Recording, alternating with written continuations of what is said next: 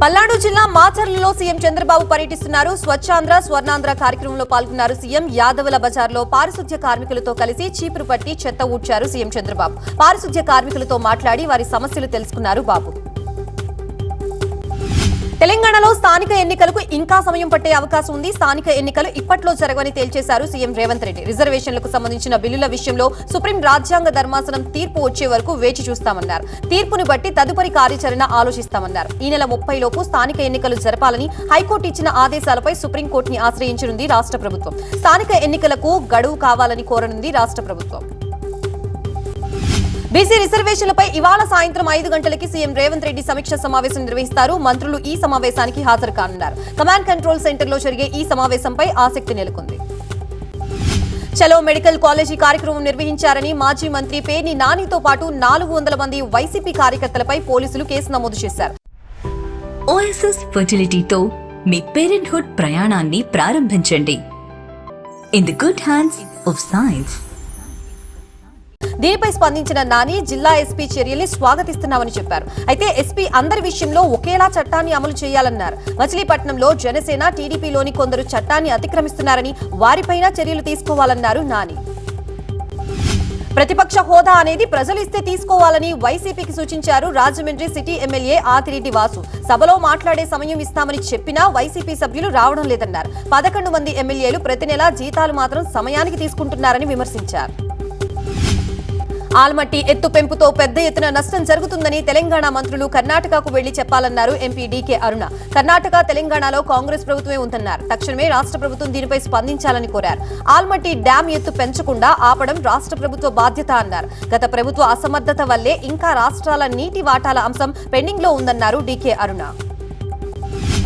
Almatti dam ఎత్తు పెంచడంతో తెలంగాణకి తీవ్ర అన్యాయం జరుగుతోందన్నారు కవిత. ఆల్మట్టి ఎత్తు పెంచితే తెలంగాణలోని కృష్ణానదిలో క్రికెట్ ఆడుకునే పరిస్థితి వస్తుందన్నారు. భారీగా వరద వస్తే తప్ప ఇప్పటికే నారాయణపూర్కి నీరు రాని పరిస్థితి ఉందని చెప్పారు. 5 జిల్లాల ప్రజలకు ఇబ్బంది కలుగుతుంటే సీఎం ఎందుకు స్పందించడం లేదన్నారు కవిత. కర్ణాటక నిర్ణయంపై మహారాష్ట్ర ప్రభుత్వం ఇప్పటికే సుప్రీం కోర్టుకు వెళ్లిందన్నారు. బతుకమ్మ చీరల విషయంలో కీలక కమెంట్స్ చేశారు కవిత. ఇందిరమ్మ పేరుతో కాకుండా బతుకమ్మ పేరుతోనే ప్రభుత్వం చీరలు పంపిణీ చేయాలని డిమాండ్ చేశారు. ఇప్పటికే తెలంగాణ అస్తిత్వాన్ని కాంగ్రెస్ ప్రభుత్వం నాశనం చేసిందని విమర్శించారు. రేపు కేసీఆర్ సొంతూరు చింతమడకలో బతుకమ్మ సంబరాల్లో పాల్గొంటున్నట్లు చెప్పారు కవిత. తాను కాంగ్రెస్ ని సంప్రదించలేదన్నారు కవిత. లిక్కర్ కేసులో మిథున్ రెడ్డిని 2వ రోజు విచారిస్తున్నారు. ఆయనకి ప్రశ్నల వర్షం కురిపిస్తోంది సిట్. మిథున్ రెడ్డి కస్టడీ ముగిసిన తర్వాత నేరుగా ఏసీబీ కోర్టులో హాజరుపరచనున్నారు సిట్ అధికారులు. తాను పార్టీ మారుతున్నట్లు జరుగుతున్న ప్రచారంపై స్పందించారు Araku MLA Regam Matsyalingam.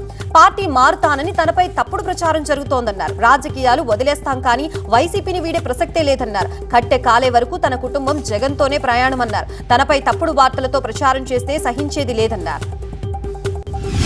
Golconda honey trap కేసులో చంచల్గూడ జైలు నుంచి 5 నిందితుల్ని కస్టడీకి తీసుకున్నారు గోల్కొండ పోలీసులు. నిందితుల్ని 2 రోజుల కస్టడీకి అనుమతి ఇచ్చింది కోర్టు. చంచల్గూడ జైల్లో ఉన్న అమర్, మౌలాలి, రాజేష్, మంజుల, రజనీని ప్రశ్నిస్తున్నారు గోల్కొండ పోలీసులు. పశ్చిమ గోదావరి జిల్లా మొగల్తూరు మండలం పేరుపాలెం బీచ్ లో అంతర్జాతీయ తీర ప్రాంత శుభ్రతా దినోత్సవం నిర్వహించారు. ఇందులో భాగంగా బీచ్ లో స్వచ్ఛ భారత్ నిర్వహించి తాటి మొక్కలు నాటగా ప్రభుత్వ విప్ బొమ్మిడి నాయ్కర్, కలెక్టర్ నాగరాణి, విద్యార్థులు పాల్గొన్నారు. మన తీర ప్రాంతాన్ని మనమే కాపాడుకోవాలన్నారు MP Bharat. Visakha RK beach లో కోస్ట్ గార్డ్ ఆధ్వర్యంలో స్వచ్ఛతా హీ సేవ కార్యక్రమం జరిగింది. సముద్రపు చెత్తను నివారించడం అనే నినాదంతో కోస్టల్ క్లీన్ డ్రైవ్ చేపట్టారు. Coast guard DIG Rajesh Mittal, collector Harendra Prasad, వివిధ సంస్థల ప్రతినిధులు పాల్గొన్నారు. కృష్ణా జిల్లా మచిలీపట్నంలో స్వచ్ఛతా హీ సేవ కార్యక్రమం నిర్వహించారు. ఈ కార్యక్రమంలో పాల్గొన్న జిల్లా కలెక్టర్ డీకే బాలాజీ సైకిళ్లపై ర్యాలీగా మంగినపూడి బీచ్ కు వెళ్లి బీచ్ ని శుభ్రం చేశారు. పరిసరాల పరిశుభ్రత సంపూర్ణ ఆరోగ్యానికి హేతువు అని కలెక్టర్ డీకే బాలాజీ అన్నారు. సింగిల్ యూజ్ ప్లాస్టిక్ వాడకం నివారించాల్సిన అవసరం ఉందన్నారు. టీటీడీ పరకామణి సొమ్ము అవకతవకలపై హైకోర్టు కీలక ఉత్తర్వులు ఇచ్చింది. పరకామణి స్కామ్ కేసులో రవికుమార్ పై అభియోగాలు కొట్టివేస్తూ లోక్ అదాలత్ ఇచ్చిన తీర్పుని నిలిపివేసింది ఏపీ హైకోర్టు. పరకామణి స్కామ్ కేసులో సిఐడి విచారించాలని ఆదేశించింది. వైసీపీ ప్రభుత్వంలో తిరుమల శ్రీవారి పరకామణిలో 100 కోట్ల రూపాయలు పక్కదారి పట్టించారని ఆరోపించారు బీజేపీ నేత భానుప్రకాష్ రెడ్డి. ఇదే వ్యవహారంలో సీఎం, డీజీపీలకు ఫిర్యాదు చేశారు భానుప్రకాష్ రెడ్డి.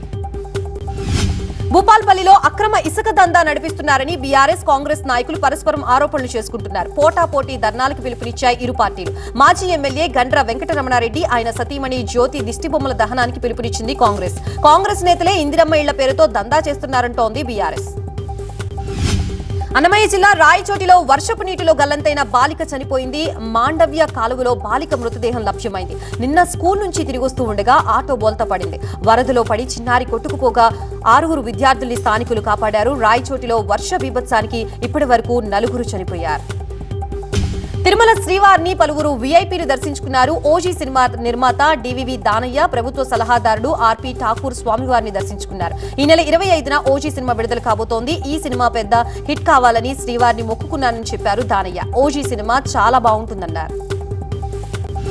సిద్దిపేట జిల్లా గజ్వేల్ ప్రజ్ఞాపూర్ ప్రధాన రహదారిపై బీజేపీ నేతలు రాస్తారోకో చేపట్టారు. ప్లకార్డులతో నిరసన తెలిపారు. ప్రజ్ఞాపూర్ ఊరు చెరువు కాలువల్ని పునరుద్ధరించాలని డిమాండ్ చేస్తున్నారు. స్థానికుల సమస్యల్ని తీర్చలేకపోతే గజ్వేల్ ఎమ్మెల్యే కేసీఆర్ రాజీనామా చేయాలన్నారు. CM down down, KCR down down అంటూ వారు నినాదాలు చేశారు. జనగామ జిల్లా పాలకుర్తి ప్రభుత్వ ప్రైమరీ పాఠశాలలో చదువుతున్న 100 మంది విద్యార్థులకి అమ్మ చారిటబుల్ ట్రస్ట్ ఆధ్వర్యంలో స్టీల్ ప్లేట్లు పంపిణీ చేశారు. ప్రముఖ వ్యాపారవేత్త తాళ్లపల్లి చంద్రశేఖర్ డిజిటల్ తరగతుల కోసం ఎల్ఈడీ టీవీల్ని అందజేశారు. విద్యార్థుల చదువులో బాగా మార్కులు సాధించి పుట్టిన ఊరికి కన్న తల్లిదండ్రులకి మంచి పేరు తీసుకురావాలన్నారు.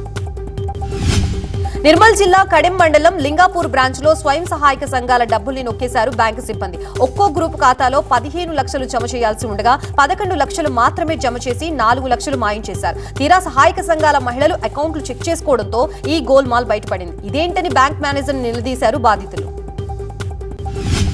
నంద్యాల జిల్లా నందికొట్కూరు సిఎస్ఐ చర్చి శ్మశాన వాటిక వద్ద ఉద్రిక్తత నెలకొంది. శ్మశాన వాటిక స్థలాన్ని ఆక్రమించేందుకు కొందరు యత్నించడమే ఇందుకు కారణం. భారీగా మోహరించారు పోలీసులు. డ్రోన్ కెమెరాలతో పర్యవేక్షణ చేస్తున్నారు. రాజకీయ నాయకులు అండదండలతోనే కొందరు శ్మశాన వాటిక కబ్జాకి తెరతీసినట్లు ఆరోపిస్తున్నారు. నంద్యాల కరెంట్ ఆఫీస్ ఎదురుగా విద్యుత్ ఉద్యోగులు దీక్ష చేపట్టారు. కాంట్రాక్ట్ ఉద్యోగుల్ని రెగ్యులర్ చేయాలని నినాదాలు చేశారు. పెండింగ్ లో ఉన్న కారుణ్య నియామకాలు పూర్తి చేయాలని వారు కోరారు. తమ డిమాండ్లు నెరవేర్చకపోతే ఉద్యమం ఉధృతం చేస్తామంటున్నారు ఉద్యోగులు.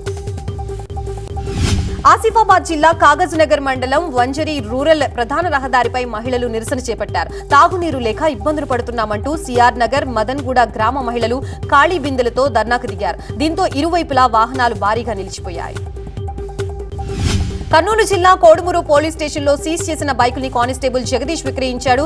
బైక్ యజమాని ఒరిజినల్ ఆర్సీ పత్రాలతో పోలీస్ స్టేషన్ కి రాగానే ఈ బాగోతం బయటపడింది. గతంలో ఆదోని పిఎస్ లో పనిచేసినప్పుడు కూడా జగదీష్ పై ఇలాంటి ఆరోపణలు వచ్చాయి. బైక్ అమ్మకాల వ్యవహారం మొత్తం బయటపడటంతో వారి నుంచి 5 బైకుల్ని రికవరీ చేశారు. ఈ విషయాన్ని గోప్యంగా ఉంచి విచారిస్తున్నారు పోలీస్ అధికారులు. నంద్యాల జిల్లా ఉయ్యాలవాడ మండలం మాయిలూరు సమీపంలోని బ్రిడ్జిపై ఉధృతంగా ప్రవహిస్తోంది వరద ప్రవాహంలో బ్రిడ్జిపై చిక్కుకున్న ట్రావెల్స్ బస్సులోని ప్రయాణికుల్ని జేసీబీ సాయంతో రక్షించారు పోలీసులు. ఉయ్యాలవాడ ఎస్ఐ రామిరెడ్డి వెంటనే స్పందించడంతో ప్రమాదం తప్పింది. ఉయ్యాలవాడ పోలీసుల్ని అభినందించారు స్థానికులు. జోరు వానతో విశాఖలోని జనావాసాల్లోకి వస్తున్నాయి పాములు. వారం రోజుల వ్యవధిలోనే 10 నాగుపాములు, మరో 5 పిల్ల పాముల్ని పట్టుకున్నారు స్నేక్ క్యాచర్స్. రిషికొండ టీటీడీ ఆలయ గర్భగుడిలోని ఓ నాగుపాముని రెస్క్యూ చేశారు. వీటన్నిటినీ అడవుల్లో విడిచిపెట్టారు స్నేక్ క్యాచర్ కిరణ్ కుమార్. జగిత్యాల పురాణిపేట ప్రభుత్వ పాఠశాలలోని విద్యార్థుల్ని కూలీలుగా మార్చారు హెడ్ మాస్టర్. 10 కిలోమీటర్ల దూరంలోని పోరండ్ల పాఠశాలకి విద్యార్థుల్ని పంపి బెంచీలు తెప్పించారు. ట్రాక్టర్లో లోడ్ చేసిన బెంచీల్ని విద్యార్థులతో మోయించారు. టీచర్ల తీరును తప్పుపట్టారు విద్యార్థుల తల్లిదండ్రులు. కొమరంభీం జిల్లా సిర్పూర్ మండలం భూపాలపట్నంలో యూరియా పంపిణీపై వివాదం రేగింది. దొడ్డిదారిన యూరియాని ఎక్కువ రేటుకి అమ్ముకునేందుకు యత్నించాడు ఓ ప్రైవేటు డీలర్. రైతులు ఇచ్చిన సమాచారంతో యూరియా లోడ్ లారీని సీజ్ చేసి కాగజ్ నగర్ డీఎస్పీ కార్యాలయానికి తరలించారు పోలీసులు. డీలర్పై కేసు నమోదు చేసి దర్యాప్తు చేస్తున్నారు. రంగారెడ్డి జిల్లా అత్తాపూర్ పరిధి హసన్ నగర్ లో పోలీసులు సోదాలు నిర్వహించారు. 300 మంది పోలీసులు తనిఖీలు నిర్వహించి 2 బెల్ట్ షాపులు, మరో 2 గుట్కా షాపుల్ని గుర్తించారు. అనుమతి పత్రాలు లేని 55 బైక్లు, 6 ఆటోల్ని సీజ్ చేశారు. 25 రాష్ట్రాలకు చెందిన వారు ఇక్కడ ఉన్నారని రాజేంద్ర నగర్ డీసీపీ చింతమనేని శ్రీనివాస్ తెలిపారు. నేరాలు చేస్తే ఊరుకునేది లేదని పోలీసులు తెలిపారు. క్యాప్స్ గోల్డ్ కేసులో 4వ రోజు ఐటీ సోదాలు సాగుతున్నాయి. ఐటీ సోదాల్లో కీలక డాక్యుమెంట్లు స్వాధీనం చేసుకున్నారు. తెలంగాణ, ఆంధ్రప్రదేశ్, బెంగళూరు, ముంబైలో ఐటీ అధికారులు సోదాలు చేస్తున్నారు. ఈ ఏడాదిలో 20,000 కోట్లకు పైగా వ్యాపారం చేసింది క్యాప్స్ గోల్డ్. కంపెనీ యజమానులు, బంధువుల ఇళ్లలో సోదాలు జరిపి బ్యాంక్ లాకర్లను పరిశీలించారు ఐటీ అధికారులు. ఈశాన్య బంగాళాఖాతంలో మరో అల్పపీడనం ఏర్పడింది. ఈ నెల 27 నాటికి అది వాయుగుణంగా బలపడే అవకాశం ఉందని వాతావరణ శాఖ అంచనా వేస్తోంది. అదే రోజు పశ్చిమ వాయువ్య దిశగా ప్రయాణించి ఒడిశా తీరాన్ని దాటే అవకాశం ఉందని తెలిపింది ఐఎండీ. మరోవైపు ఉపరితల ఆవర్తనం కొనసాగుతోంది. ఉత్తరప్రదేశ్ నుంచి మధ్యప్రదేశ్, విదర్భ మీదుగా ఉపరితల ఆవర్తన ప్రభావం ఉంది. ఏపీలోని పలు జిల్లాల్లో పిడుగులతో కూడిన వర్షాలు పడతాయని వాతావరణ కేంద్రం ప్రకటించింది. రాయలసీమలో అక్కడక్కడ పిడుగులతో కూడిన మోస్తారు నుంచి భారీ వర్షాలు కురిసే అవకాశం ఉంది. ఇక ఉమ్మడి శ్రీకాకుళం, విజయనగరం, విశాఖ, ఉభయ గోదావరి, కృష్ణా, గుంటూరు, ప్రకాశం, నెల్లూరు జిల్లాల్లో పిడుగులతో కూడిన తేలికపాటి నుంచి మోస్తారు వర్షాలు పడుతున్నాయి. బంగాళాఖాతం కోస్తా తీరం, రాయలసీమతో పాటు కర్ణాటకల మీదుగా మహారాష్ట్ర తీరం వరకు ద్రోణి ఏర్పడింది. దీని ప్రభావంతో తెలంగాణలోని కొన్ని జిల్లాల్లో అక్కడక్కడ మోస్తారు వర్షం పడుతోంది. తెలంగాణలో ఉరుములు మెరుపులతో గంటకి 40 కిలోమీటర్ల వేగంతో ఈదురుగాలులు వీస్తున్నాయి. మోస్తారు వర్షం కురిసే అవకాశం ఉంది.